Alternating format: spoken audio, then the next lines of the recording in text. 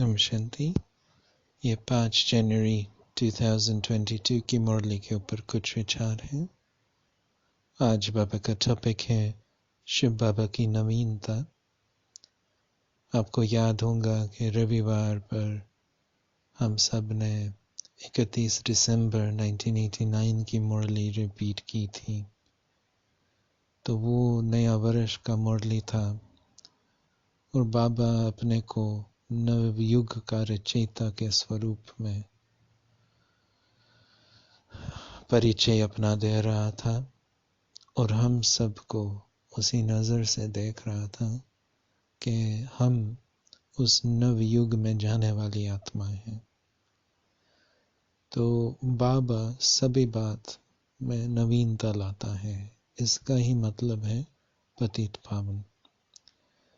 तो बाबा उस मुरली में हम सब से प्रश्न कर रहा था कि बच्चे, तुम्हारी सोच में, तुम्हारी वृत्तियों में, तुम्हारी दृष्टि में, तुम्हारे व्यवहार में तुमने आज कौन सी नवीनता लाई है। जब हम बोलते हैं कि स्व परिवर्तन करना है तो ये कुछ कठिन बात भी लग सकती हैं। हम भारे भी हो सकते हैं कि मुझे अपने को बदलना है, बहुत कुछ चेंजेस लानी है। परंतु यदि हम सोचें कि मुझे आज नवीनता लानी है तो फिर इतना बोझ नहीं लगेगा। स्व परिवर्तन माना ही नवीनता। मेरी जो सोचने की तरीका है, समझो व्यर्थ चिंतन पर चिंतन आदि है, इसमें नवीनता मैं आज दूसरे प्रकार का सोच करूँगा। यदि मेरी देहाभिमान की दृष्टि है, खामियों देखने की दृष्टि है, आज मैं नवीनता ला रहा हूँ। मैं सबको श्रेष्ठ नज़र से देखूंगा। तो ये नवीनता हुई ना, इससे ही परिवर्तन होता है। तो आज बाबा बता रहा है कि शिव बाबा कौन सी नवीनता लाता है। तो पहली नवीनता बाबा समझा रहा है नया प्रीत। तो बाबा समझा रहा है कि जैसे कुमारी की सगाई हो जाती है तो जो पुरानी फैमिली है, जो उनका फैमिली है, इससे दिल शिफ्ट होता है ना। और फिर जो नया अपना परिवार, अपना नया घर में जाना है, नया परिवार बनाना है, ज्वाइन होना है, सोच उस तरफ जाती है ना, दिल इस तरफ लग जाती है। तो ये नया प्रीत हो जाता है ना। तो बाबा कह रहा है कि शिव बाबा अभी आया है आप सबको सर्व संबंधों का साथ देने के लिए। तो इसलिए बाबा कहा कहता है कि और संग तोड़ो बुद्धि से, दिल से, और एक संग जोड़ो। तो आपको अभी शिव बाबा सर्व संबंधों का साथ देता है। सारे कल्प में ऐसा साथी नहीं मिलेगा। बाबा हम सबको अपना छत्र छाया में भी रखता है और अनेक प्रकार की मदद, सभी बातों का साथ, सभी बातों का निवारण देने के लिए तैयार है। बाबा अनेक आत्माओं को सहयोगी बनाता है जिससे हमारा भी कार्य भी हो जाता है, हमारा जो सब कुछ आवश्यक बातें हैं वो भी हो जाती हैं। और समझो पूर्व जन्मों में भी हमारे पास शायद बहुत कुछ जास्ती सपोर्ट्स थे। समझो महल थे, सारे सब काम करने वाले थे, सेनाएं थी, संपत्ति थी, बहुत कुछ था। परंतु जो अंदर अकेलापन था, अंदर दुख दर्द था, वो जाता ही नहीं है। हमारे पास महल भी हो सकता है और हम अंदर दुखी भी हो सकते हैं। शिव बाबा एक है जो हम सब के दिल के अंदर पहुंच सकता है। दिलाराम है ना। तो बाबा क्या कर सकता है कि न सिर्फ प्रैक्टिकल स्वरूप में सपोर्ट दे सकता है, लेकिन इमोशनल सपोर्ट भी दे सकता है। अपने दिल में अपने हाथ अंदर जैसे रख अंदर दिल में पहुंचा देता है और जो दर्द है वो निकाल देता है, क्योंकि वो रूहानी सर्जन भी है। तो ये जो सपोर्ट बाबा देता है, दिल का सहारा, वो और कोई नहीं दे सकता है। इससे हम प्रसन्नचित्त बन जाते हैं, तृप्त बन जाते हैं और सर्व बातों के साथ ही। तो बाबा कहता है ना कि बच्चे ट्रस्टी रहो, सब बोझ मुझे दे दो, मैं संभालूंगा, तुम बस डबल लाइट रहो। ट्रस्टी अपने को समझो, निमित्त अपने को समझो। तो नया प्रीत सर्व संबंध, बाबा का एक पल एक भरोसा। दूसरी नवीनता है, बाबा समझाया करता है कि इससे नया सुख और नया शांति। हम जो सुख शांति ढूंढते हैं वो दुख धाम में सुख शांति ढूंढ रहे हैं। समझो नेचर में शांति मिली, मंदिर में शांति मिली, जहाँ भी हमें शांति कुछ मिलती है वो तो पुरानी दुनिया की शांति है ना। बाबा जो नया शांति देता है वो तो परम धाम की शांति है, स्वीट साइलेंस होम की शांति है। तो ये तो बिल्कुल नई शांति हुई ना। और फिर जो सुख है वो हम समझते हैं दुख धाम का सुख हम समझते हैं। बैठेंगे, बोलेंगे, कुछ भोजन करेंगे, संबंध का सुख है ना, मोह का सुख है, कोई ना कोई लोभ का सुख है। ये पुरानी दुनियाओं की जो एंटरटेनमेंट है, ये इस दुनिया का सुख है ना। परंतु जो बाबा सुख दे रहा है वो नवी दुनिया का सुख है, सत्युग त्रेता युग का सुख है। वहाँ सुख का कोई डिस्टर्बेंस ही नहीं है, सिक्योरिटी है। यहाँ 1 घंटा सुख है, दूसरे घंटा सुख रहा ना रहा, कोई स्टेबिलिटी ही नहीं है। तो यहाँ कुछ मार्जिन इनसिक्योरिटी का होता ही है। वहाँ परमानेंट सुख तो वो बिल्कुल नया सुख है। तो तीसरी नवीनता वो है नया नॉलेज। बाबा सारा जो सूत मूंझ गया ना, सब सीधा करता रहता है। तो मुरली बाय मुरली हमें जास्ती समझ बढ़ती है और जो भी बातें बाबा बतलाता है और कोई बतलाता ही नहीं, बिल्कुल नवी बात। परमात्मा कौन, आत्मा कौन, पवित्रता का महत्व, ड्रामा भी कैसे रिपीट होता है, विक्रम विनाश की विधि, नवी बातें हैं। तो बाबा नया नॉलेज बतलाता है और इससे हम भी त्रिकालदर्शी, त्रिनेत्री, त्रिलोकीनाथ, मतलब कि हम जानते हैं शिव बाबा तो प्रैक्टिकल में त्रिलोकीनाथ है।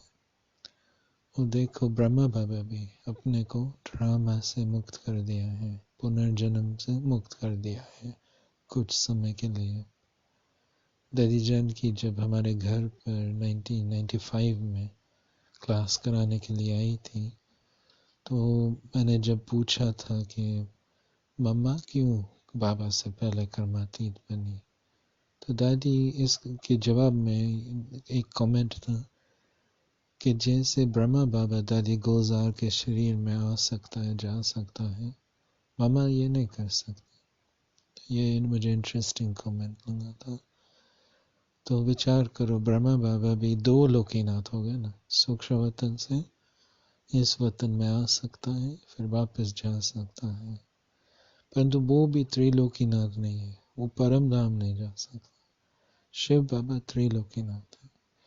बाकी इस दुनिया में शिव बाबा मालिक नहीं बनता, राजा नहीं बनता। ब्रह्मा बाबा इस दुनिया में भी राजा बनता है। तो बाबा कहा कहता है कि मैं नया नॉलेज लाता हूँ, ये सभी बातें और कोई तो बतला ही नहीं सकता है। और उस समय कुछ रिलीजियस हेड्स का कॉन्फ्रेंस होगा, तो बाबा का कमेंट है कि रिलीजियस हेड्स का कॉन्फ्रेंस करना है तो धर्म पिताओं को ढूंढना पड़ेगा, उनका कॉन्फ्रेंस करना पड़ेगा। क्राइस्ट कहाँ है, मोहम्मद कहाँ है, बुद्ध कहाँ है, वो तो किसी को मालूम भी नहीं है। जो आजकल के लीडर्स हैं वो तो सेक्रेटरी जैसे हो गए, परंतु जो रियल हेड है, गवर्नर है, वो तो धर्म पिता है। तो उनको एकत्रित करना पड़ेगा। तो देखो हम कितने लकी हैं, हम देवी देवता धर्म के धर्म पिता से डायरेक्टली सुनते रहते हैं ना। तो बाबा नबी बात हमें बतला सकता है, वही तो जानता है। फिर नेक्स्ट नवीनता है नई रचना। आप सब नए रचना हो। आपसे पहले गॉडली स्टूडेंट्स ड्रामा में नहीं होता है, ये बाबा हम सबको रचता है। तो बाबा हमें नई रचना, अपने वंशावली कहाँ कहते हैं, हमें फॉलोअर्स नहीं कहता, क्योंकि फॉलोअर्स को वर्षा नहीं मिलता है, वंशावली को वर्षा मिलता है। तो बाबा कहाँ कहता है तुम नई रचना हो, तुम वारिस हो। तो बाबा हम सबको कहता है जो भी आपका पास्ट का जन्म था वो पास्ट है, अभी आपका नया है। अब नई रचना हो नई दुनिया के लिए। तो हम सबको अपने में नवीनता लानी है। कैसे? विक्रम विनाश करने से। बाबा की याद से जितना विक्रम विनाश होता है ना, तो फिर नेक्स्ट जन्म हिसाब किताब अनुसार नहीं होगा।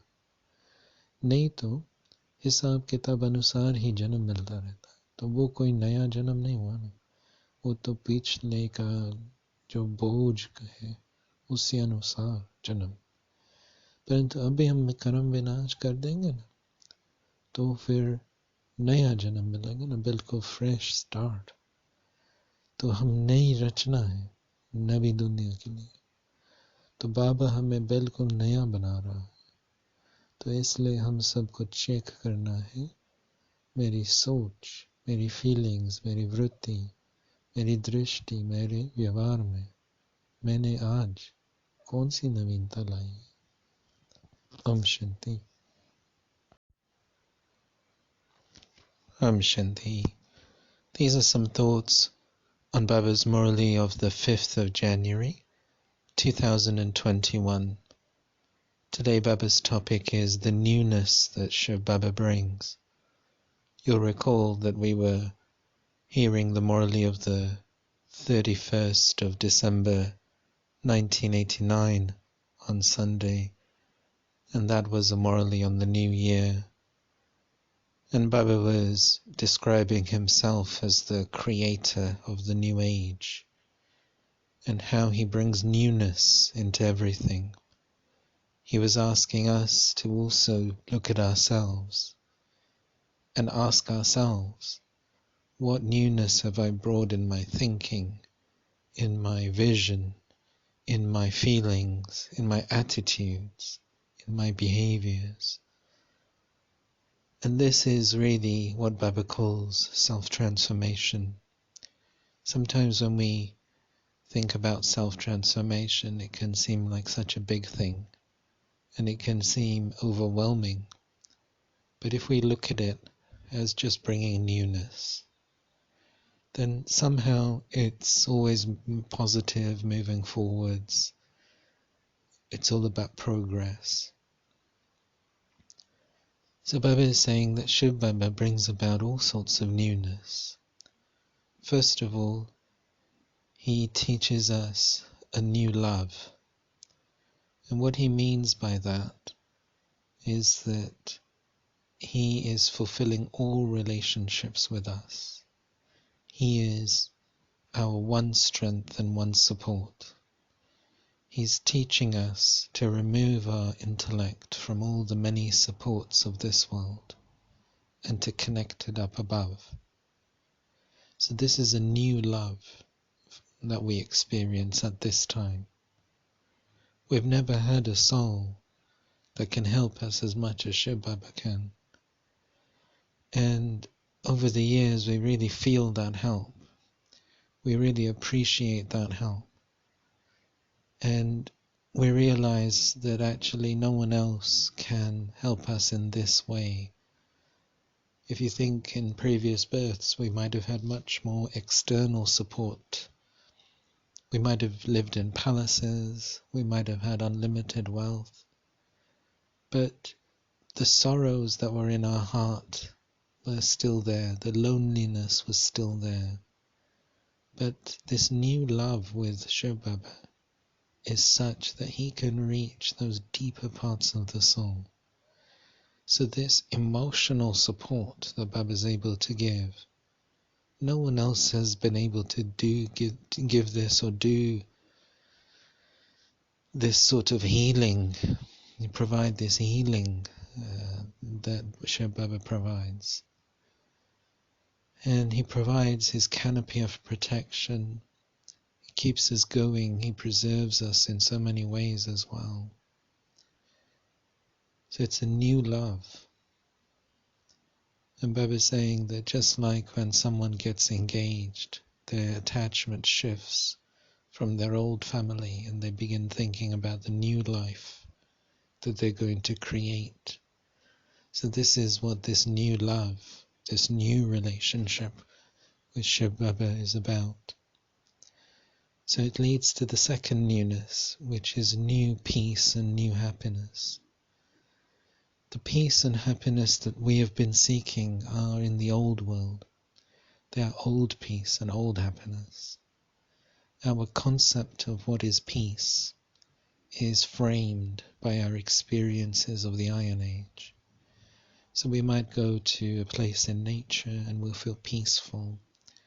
We could go into a library and we feel peaceful. We could visit a temple, a church, we feel peaceful. So our concept of peace is framed by our experiences and opportunities in this world. Similarly with happiness, we might think happiness means eating a meal together. Happiness means doing an activity. Happiness means talking with someone, and so on. So our concepts of happiness are also framed by the Iron Age. But Baba is saying that I'm now taking you into new peace, new happiness. For you, peace is in the soul world. You are a resident of that world. Shiv Baba is also a resident of that world. So silence is your home, and it's a sweet silence. It's a very different silence to the silence of this world. It's a very holy silence. And then the happiness that you are getting, a new happiness, is in the new world. And it's a very secure happiness. There's no possibility of that happiness ever being disturbed. So it's not tainted in any way, and therefore it's a new happiness. And then thirdly, Baba's newness is new knowledge.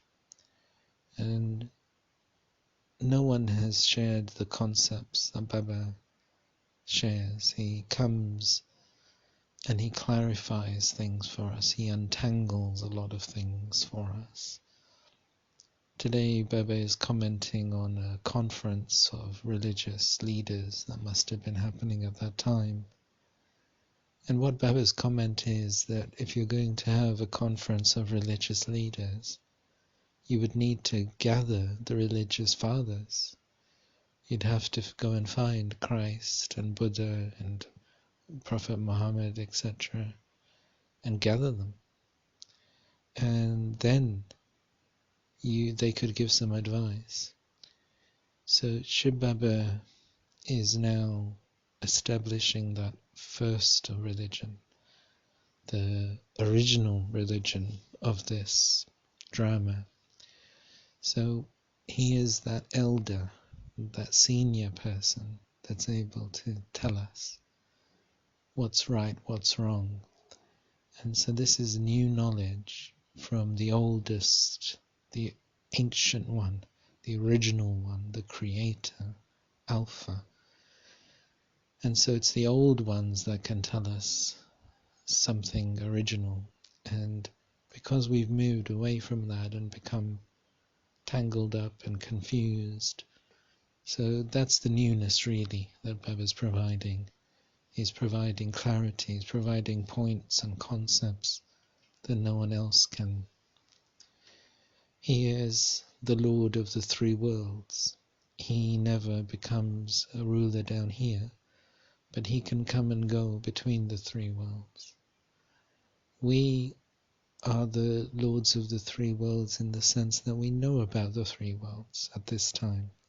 We can practice experiencing them through yoga, but we can't come and go the way that Shiv Baba can come and go. When Daddy Janki had come to our house back in the 1990s to give a class, one of her comments was that Mama wouldn't be able to come into a body into the way Brahma Baba comes into Daddy Gulzar's body with Shiv Baba. So that was an interesting comment, that how Brahma Baba has become a lord of two worlds. He can come and go between the soul world and this world. But he also can't go, between the subtle region and this world. But he also can't go to the soul world. Only Shiv Baba is the Lord of the three worlds. And then the next newness is a new creation. So we are Baba's new creation. There haven't been godly students in the drama before Shiv Baba created them. And so Baba is saying that you are not followers, you are the creation. Creation means the heirs. When you create children, they become your heirs. When you have followers, they don't have an inheritance. So you are the new creation, and you are becoming new. So the next newness that we then develop is when we destroy all of our past sinful actions. Because when all of that burden is cleared, we can become new really again. We have a fresh start. Otherwise our births are just based on past burdens, past karmic accounts. So we don't feel new, we just feel burdened. And so Baba's new creation is also becoming rejuvenated, renewed once again. Even the awarenesses that Baba teaches us brings newness. The awareness of being a trustee. It's reminding us of that relationship with Baba. So I don't really own anything. I'm just a trustee. Baba is responsible for everyone. And so in this way, we're learning how to bring about newness within our thinking, within our feeling. Shiv Baba brings so much newness into our lives. Om Shanti.